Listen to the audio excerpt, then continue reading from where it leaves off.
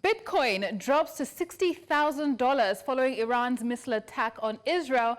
And it turns we're going to turn our focus to the dollar as the safe haven assets takes an upward turn amid rising crisis in the Middle East. What does this spell for an already volatile currency market? All this and much more on the show today. Welcome. This is Market Pulse on News Central in partnership with Nairametrics. I am Joanna Mustafa. Let's begin with some of the top stories from the global market. A lot happening there.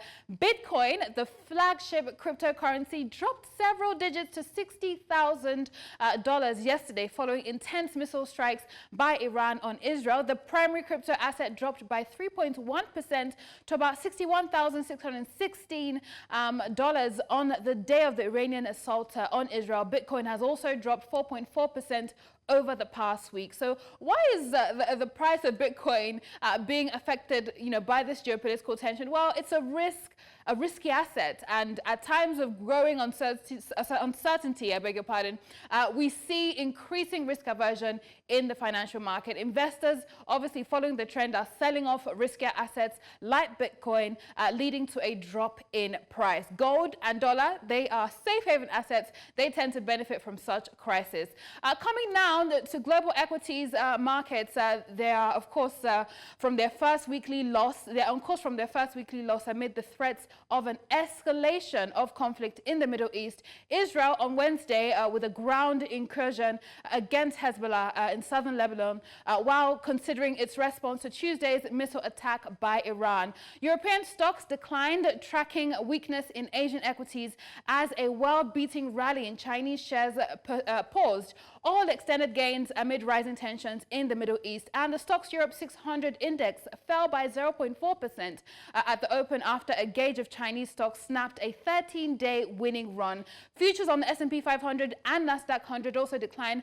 Hong Kong stocks plunged today. That snaps their 6-day winning streak as the China stimulus rally appeared to ease. Hang Seng Index as well closed 1.47% lower to end at 22,113.51, coming off a strong session yesterday that sent the index to its highest level since January 2023. We're going on a break right now. When we return, we'll come home to the NGX and see what's happening on the second day of trading in October and for the quarter.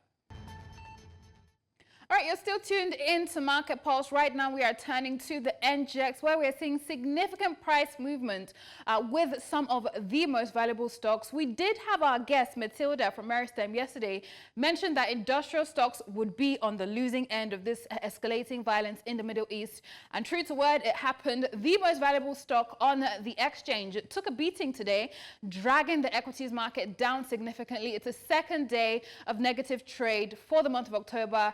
It looks like we left the bulls back in September. Somebody needs to go back and bring them into the month of October. But yes, all share index is down by 1,167.97 points, which represents a 1.19% decline. We're seeing the all share index now. We're hoping for 99, but that's still far right now. 97,064.42 points. Market capitalization at 55.78 trillion naira, I believe. But yes, coming to the top gainers, Seplat is the 7th most valuable stock on the exchange. They accounted for, the gains that we saw, even though we're in the red today, but they account, of course, for 4.28% of market cap gain.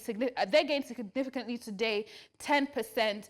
It's noteworthy that Seplat kicked off the year with a share price of 2,310 naira. They've gained over 77.6% ever since.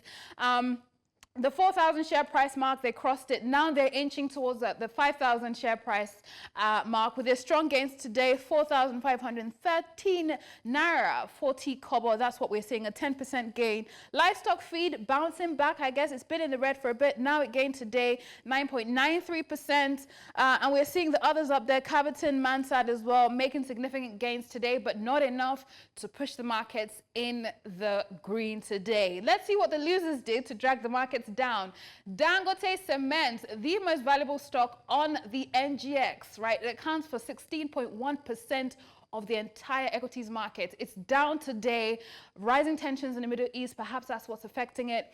Oil prices going up as well. So that is down significantly, 10%, down to 478 naira 80 kobo. Sharing that top loser spot with McNicholas as well, which is also down 10%. Dangote Cement, they began the year with a share price of 319 naira 90 kobo, and they have since gained 66.3% on their price valuation. But are we seeing price corrections, right? We're seeing almost every month they take a beating. They're down today to 478 naira 80 kobo. That's what we're seeing. Coming to some of the top traded stocks by volume and value, we're seeing trade volume drop significantly. Earlier in the week, I believe Monday, it was at 586 million shares, on Monday.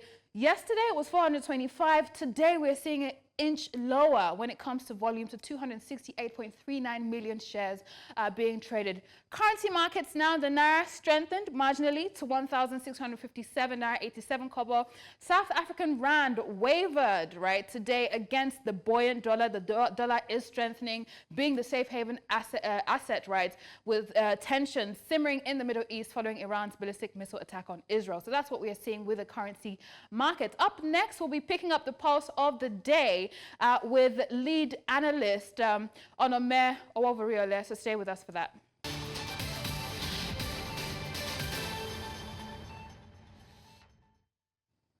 Pulse of the day on Market Pulse. We're focusing on the currency markets. Yesterday, we witnessed the naira depreciates heavily in the official window, down 8.25%, closing at 1,669 naira 15 kobo per US dollar at the official FX market yesterday. Today, appreciated to 1,657 naira 87 kobo. But we're seeing quite a lot of volatility in that market, and this is something that we don't usually see on the official window. It's usually the parallel market that suffers such volatility. This, of course, has been since the naira fell below the 1,600 threshold sometime in July. And throughout this period, the currency has fluctuated between 1.5, 1.6. It's striving to achieve stability, particularly during moments of dollar weakness. Records show that the US dollar index fell by 4.8% against the basket of currencies in Q3 of 2024. That's the worst quarterly performance in nearly 2 years. Will the naira ride on this wave? Those are some of the questions we'll be asking today. In September, the naira's price movement stagnated, attempting to regain equilibrium. But yet to date, the naira has depreciated by approximately 75%. The only positive here is that Nigeria's external reserve has experienced a modest increase, between August and September. So we're going to look at what's happening in that market. We have our analyst joining us for today. We have Onome Ohwovoriole, analyst at Green Ticker. Good afternoon, Onome.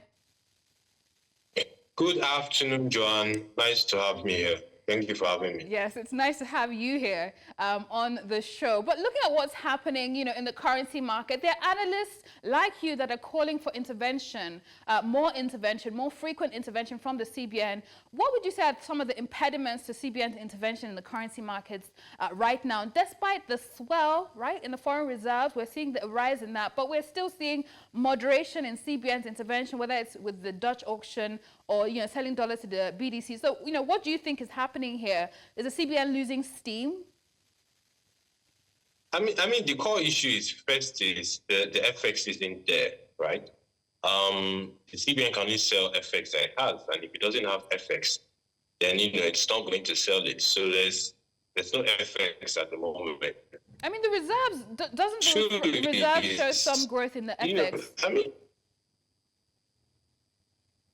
Onome, are you there? Yeah, but the thing is, reserves are like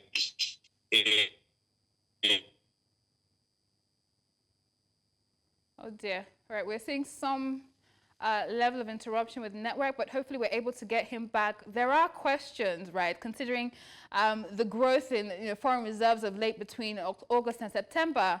Why aren't we seeing as much interventions as we have in times past? We know the CBN constantly comes into the markets to somewhat stabilize, and work against that volatility. But now that there's some sort of shortage, the CBN isn't as active. So those are questions that we would like to perhaps get answers to and have our analysts share perspective on that. So we're going on a break. Hopefully we're able to get Onome back to share more of his perspective on what's happening in the currencies market.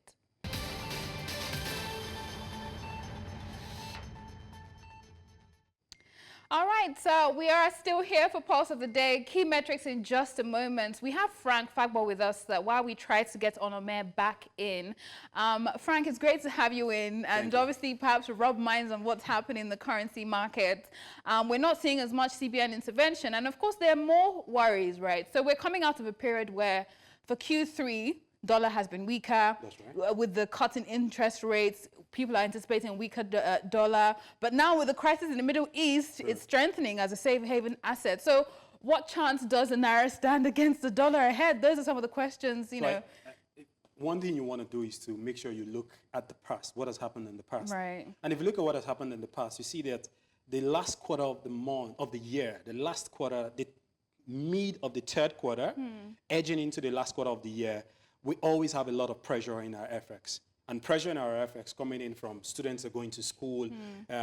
You're seeing a lot of people in need of FX resuming. We're seeing the whole aspect of the jackpot syndrome. And all of this is against the backdrop of CBN governor actually saying that categorically that the inception of selling naira-backed crude oil to Dangote refinery will ease the pressure on the foreign exchange.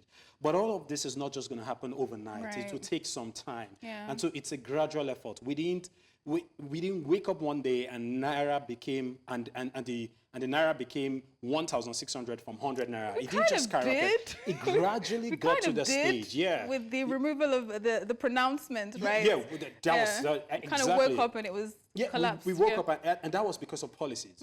And so if you look at if we're trying to bring something down, it's quite easy. But when you're trying to grow it and you're trying to make sure, you stabilize the naira, it's quite tough because it has to do with policies. Apart from that, you're seeing the CBN trying to fight it from monetary policy point of view, also trying to fight it from the market.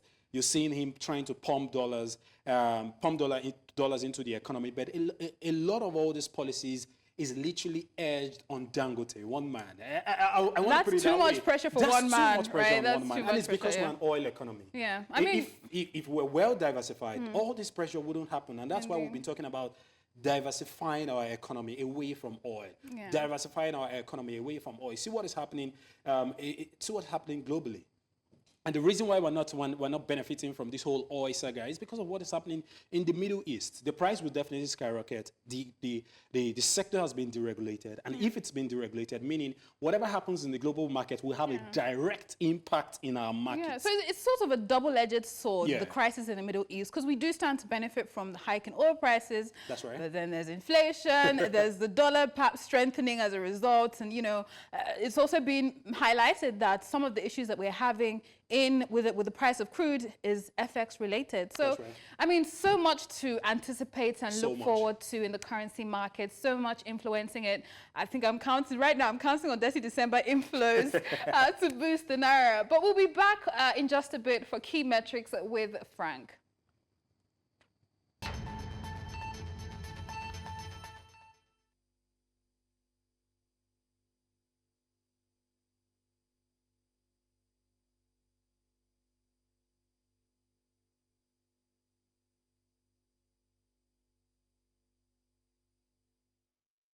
Welcome back.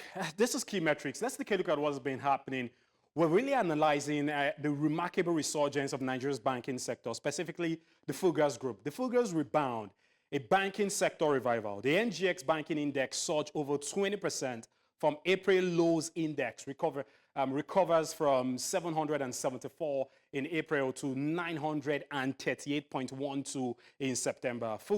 The Fulgars Bank, we're talking about the FB, First Bank, UBA, GT, Access, and Zenith drive the recovery key points. Central Bank of Nigeria's recapitalization policy, the announcement that happened on the 28th of March 2024 led to a 24% decline in the NGX banking index. And you wouldn't necessarily blame investors, because investors are literally looking at what is happening, what the news, what is really happening in the banking sector. And when you have such recapitalization policy, investors will definitely want to trade with caution, and that's what we're seeing in the market. Let's take a look at a few of the numbers. You see FBN holdings, we're seeing a decline of 32%. UBA also experienced a decline of 14%. GT Co experienced a decline of 37%. Access Corporation, decline of 38%. And then Zenith, 28% decline. Recent rebound drive by positive financial results and improved financial market sentiment. A lot of analysts attribute recovery to the strong Q2 earnings